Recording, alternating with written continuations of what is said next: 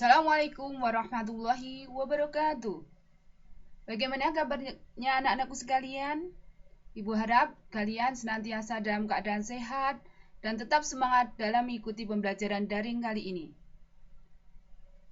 Bertemu dengan saya, Ibu Susilawati, nanti akan saya mengajar pembelajaran seni budaya di kelas 7. Hari ini kita membahas tentang menggambar ragam hias.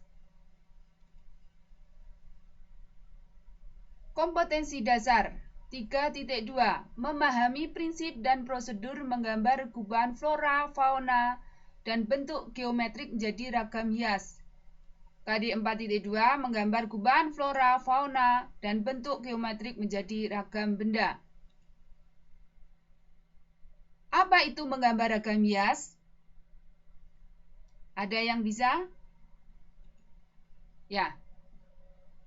Ragam hias atau biasa disebut dengan ornamen merupakan bentuk karya seni rupa yang sudah berkembang sejak zaman prasejarah dengan menampilkan sebuah riasan atau motif sebagai identitas suatu karya seni itu sendiri. Ragam hias adalah bentuk dasar dari hiasan pada sebuah kerajinan atau karya seni dengan memiliki keindahan warna dan bentuk. Dapat berupa tulisan atau batik, ukiran, tenun, dan pahatan kayu atau batu.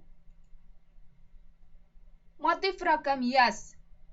Di sini ada 4 motif ragam hias. Di antaranya yang pertama, ragam hias flora atau tanaman.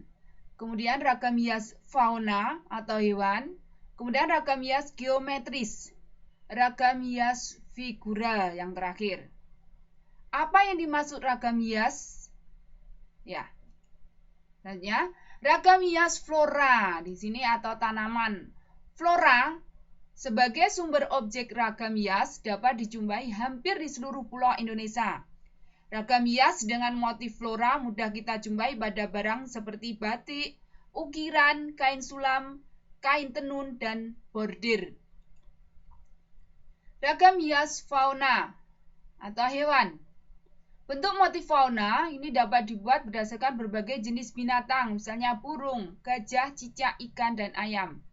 Ragam hias bentuk fauna dapat dijadikan sarana untuk memperkenalkan kearifan lokal daerah tertentu di Indonesia, seperti burung cendrawasih di Papua, komodo di Nusa Tenggara Timur, dan gajah di Lampung. Ragam hias geometris. Ragam hias geometris merupakan motif hias yang dikembangkan dari bentuk-bentuk geometris seperti persegi, lingkaran, layang-layang, trapesium, dan lainnya. Kemudian digayakan sesuai dengan selera dan imajinasi pembuatnya. Gaya ragam hias geometris dapat dijumpai di seluruh daerah di Indonesia, seperti Jawa, Sumatera, Kalimantan, Sulawesi, dan Papua. Bisa kita lihat contoh ini, ada jenis batik tradisional Indonesia. Ya, berbagai motif batik yang menggunakan ragam hias geometris. Ragam hias figural. Bentuk ragam hias figuratif merupakan objek yang terdiri dari figur manusia. Namun, bentuk tersebut diberikan pengayaan agar menghasilkan rupa yang indah. Ragam hias figuratif biasanya terdapat pada bahan tekstil maupun bahan kayu, atau di sini topeng, yang proses pembuatannya dapat dilakukan dengan cara menggambar. Pola ragam hias. Bentuk ragam hias umumnya memiliki susunan yang diulang-ulang. Pola ragam hias geometris dapat ditandai dari bentuknya seperti persegi 4, zigzag, garis silang, segitiga, dan lingkaran. Semua pola ragam hias baik itu ragam hias flora, fauna, figuratif maupun geometris akan selalu memperhatikan segi keindahannya. Ini kita lihat di contoh di sini ada bentuknya zigzag, ini ada kotak dan yang lainnya. Kemudian teknik menggambar ragam hias. Pada saat kita ingin menggambar ragam hias, ada aturan yang harus kalian lakukan. Yang pertama, perhatikan pola bentuk ragam hias yang akan digambar. Yang kedua, persiapkan alat dan media gambar. Yang ketiga, tentukan ukuran pola gambar yang akan dibuat. Yang keempat, buat sketsa. Yang kelima, buat bentuk yang sama atau bisa dijiplak pada bidang yang lain. Kemudian warnai gambar.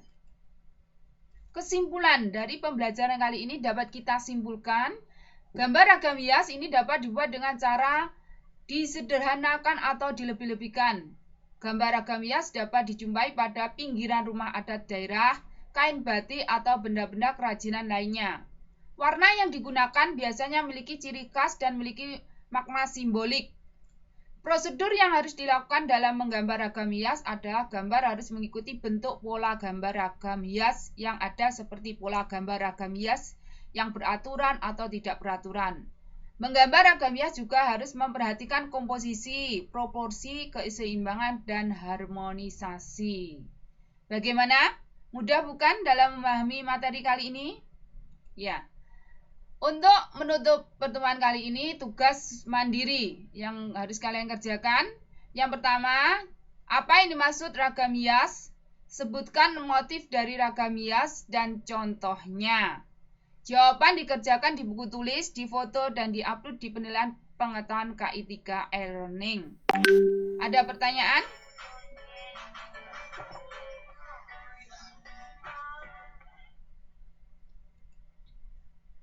Saya akhiri pertemuan kali ini. Sekian, selamat belajar, tetap semangat. Terima kasih. Wassalamualaikum warahmatullahi wabarakatuh.